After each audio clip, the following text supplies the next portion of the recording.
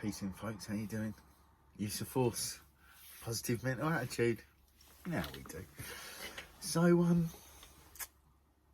something's struck me about the position we're in at the moment.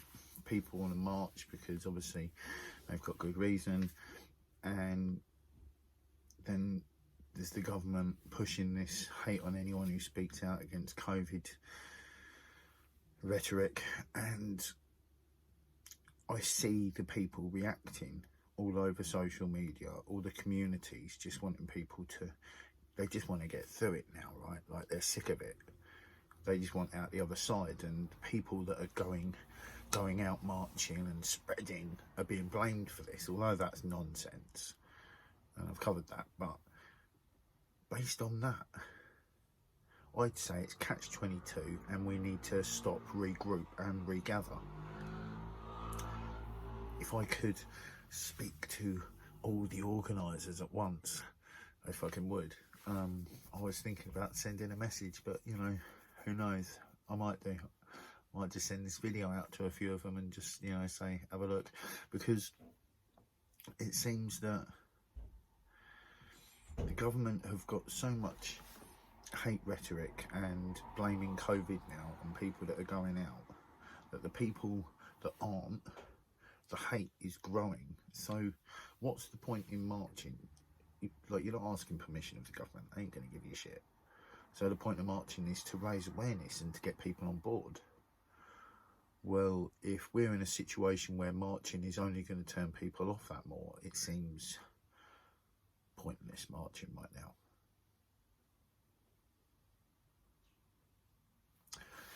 You know, because all we're going to do is grow more hate. Whereas if we stop, pull back, then let the government play out their COVID situation for the next few months. What the chances of this stopping? Like what, they might let us out for summer again and then try lockdowns every winter? Maybe not. Maybe they'll, you know, maybe this vaccine will be the next problem where they're going to try and force it on everyone, you know. But I don't know. It just seems to me that at the moment, marching is going to raise more opposition. You know, people are being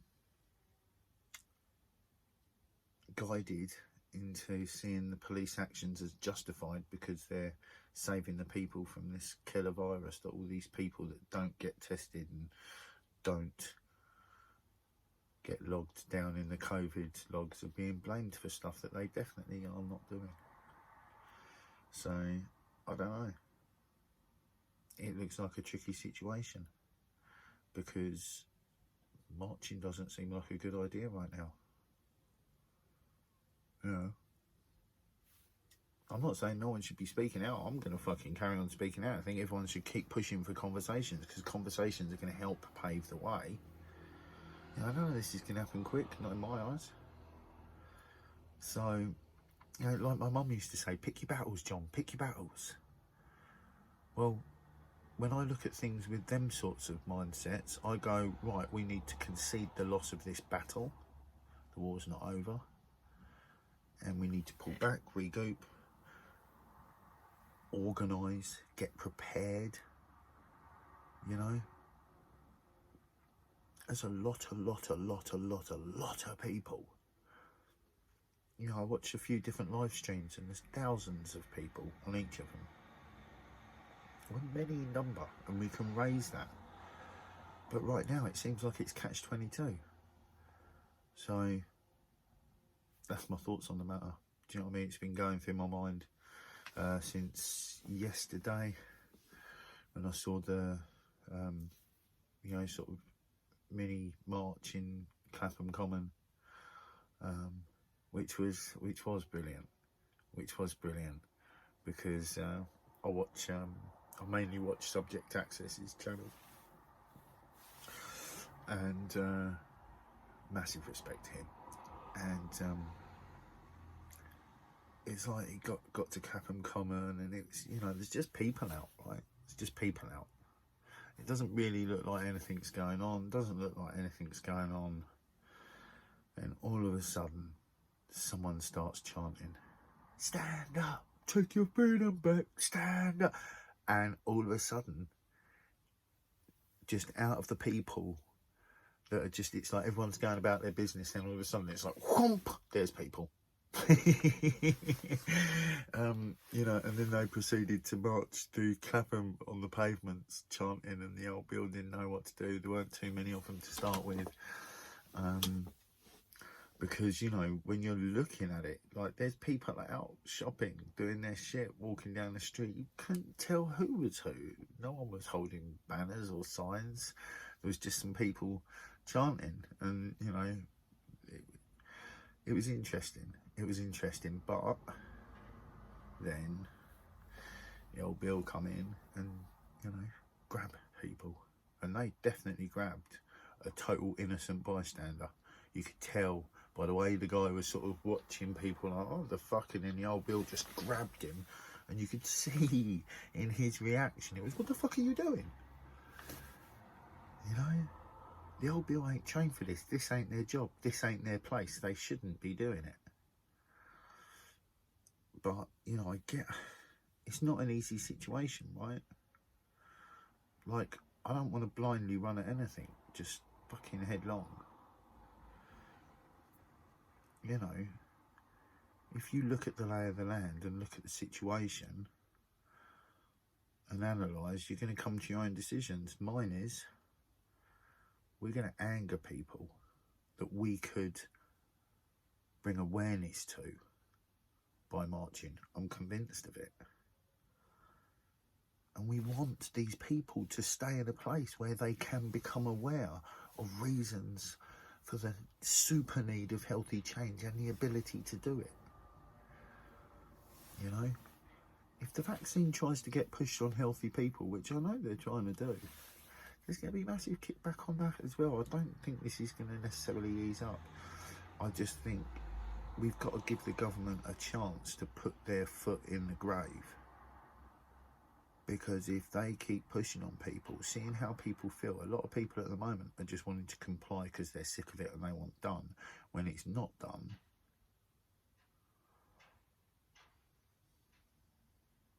I don't know, maybe I'm wrong, right? Maybe actually continuing to march in the face of it is the point.